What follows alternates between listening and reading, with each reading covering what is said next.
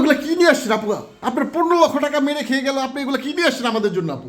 আরে ভাই ওইসব কথা হবে, আগে বসেন না। না না আপা, আমরা খাইতে আসি নাই, আমরা জানতে আসছি আসলে আপনাকে নায়িকা বানাবে বলে 15 লক্ষ টাকা আপনার কাছ থেকে খেয়ে দিল, এটা কোনো মানে হয় নাকি? চা পানি খান, তারপরে আস্তে ধীরে আরে না না না আপা, এটা রাখেন, এটা রাখেন, আপনি আগে একটু ইন্টারভিউটা দেন আমাদেরকে। শুনতে হবে। আগেই শুনতে হবে আপু। আচ্ছা। আসলে কি করছে আপনাকে মিশা, একটু বলবেন আমাদেরকে? এটা একটু রেখে বলি। আচ্ছা রাখেন রাখেন রাখেন আপা।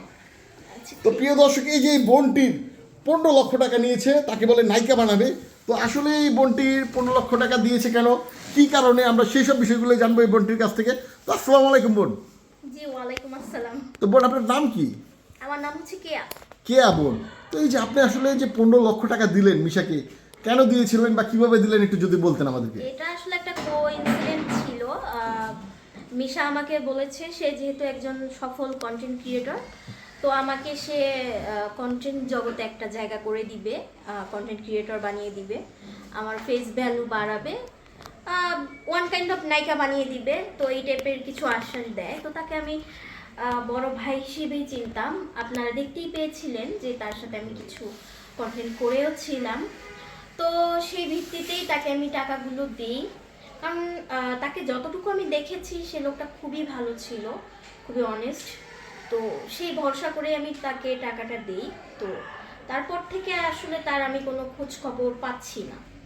আর আরেকটা বিষয় যেটা হলো, তাকে আমি সোশ্যাল মিডিয়া বলেন বা ফোন নাম্বার বলেন, যেখানেই কল দেই, সে হচ্ছে যখনই দেখে যে এটা আমি, চেনা মাত্র আমার ফোনটা কেটে দেয় আর আমাকে ব্লক করে দেয়। তো সো এই ছিল ব্যাপারটা। আচ্ছা আপু, তো এই যে আমরা মিডিয়াতে যেটা দেখি আসলে, তো এই যে মিডিয়াতে তো আসলে যা নায়িকা বানাবে বলে আসলে এই যে টাকা পয়সা দেয় না, উল্টা আসলে অন্য কিছু নেয়, গিভেন টেকে যায়, বা যেটা হলো আসলে বেড শেয়ার বলেন, সেটাতে যায়। তো সেটাতে না গিয়ে আপনার কাছ থেকে টাকা নিল, মানিটা আমরা বুঝলাম না। আসলে তার ইন্টেনশন ছিল টাকা। আর আমি যেহেতু কনজারভেটিভ ফ্যামিলি থেকে বিলং করি, আসলে সবার কাছে সে তো সব ডিমান্ড ফুলফিল করতে পারবে না। তো আমার কাছে টাকা আছে, সে টাকা নিতে পেরেছে। হয়তো অন্য লো ক্লাস বা খারাপ কোনো মেয়ের কাছ থেকে সে ওই উদ্দেশ্যগুলো পূরণ করে, আমি জানি না আসলে। তো আমরা তো এর আগে তার নামে কোনো অভিযোগ পাই নাই, আপনিই প্রথম তার নামে অভিযোগ করছেন। আসলে অভিযোগটা কি সত্য? আমি তো আপনি কি প্রমাণ দিতে পারবেন? হ্যাঁ ভাইয়া, প্রমাণ তো অবশ্যই আছে। আমি তাকে টাকা দিয়েছি, প্রমাণ তো অবশ্যই আছে। আর সত্য তো সত্যই, সেগুলো টুডে অ্যান্ড টুমরো আপনাদের সামনে আসবে, তার জন্য একটু ধৈর্য ধরতে হবে। আচ্ছা, তো আপনি কি তাকে টাকাটা কিভাবে দিয়েছেন, ব্যাংকের মাধ্যমে দিয়েছিলেন নাকি?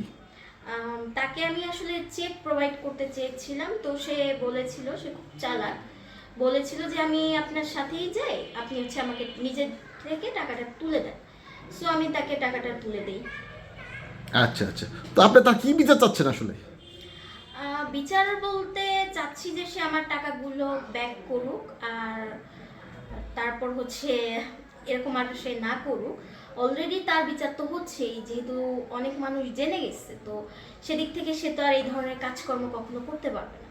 আচ্ছা, তো এই যে আপনাকে গিভেন টেকের কোনো অফার দিয়েছিল কিনা? না না ভাইয়া, আমাকে এই ধরনের কোনো অফার দেয়নি। সে আমাকে অফার দিয়েছিল যে আমাকে সফল কন্টেন্ট ক্রিয়েটর বানাবে, তো সেই জন্য টাকা চেয়েছিল, টাকা দিয়েছি।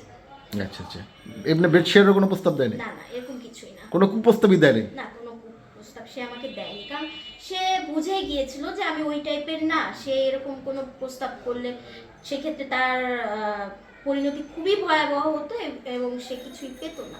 তো সেদিক থেকে সে টাকার উপর দিয়েই, মানে টাকার উপরে দিয়ে চালান দিয়ে চলে গেছে? জি জি সেটাই। আচ্ছা, তো আপনি আইনানুগ কোনো ব্যবস্থা নেবেন নাকি তার বিরুদ্ধে? আইনানুগ ব্যবস্থা তো হয়েছে। আমি অলরেডি আরও কিছু ভিডিওর মধ্যে বলেছি যে আমি বংশাল থানায় মামলা করেছি। তো আইনের প্রতি আমার যথেষ্ট আস্থা এবং ভরসা আছে। আইনের মতো ব্যবস্থা নিচ্ছে।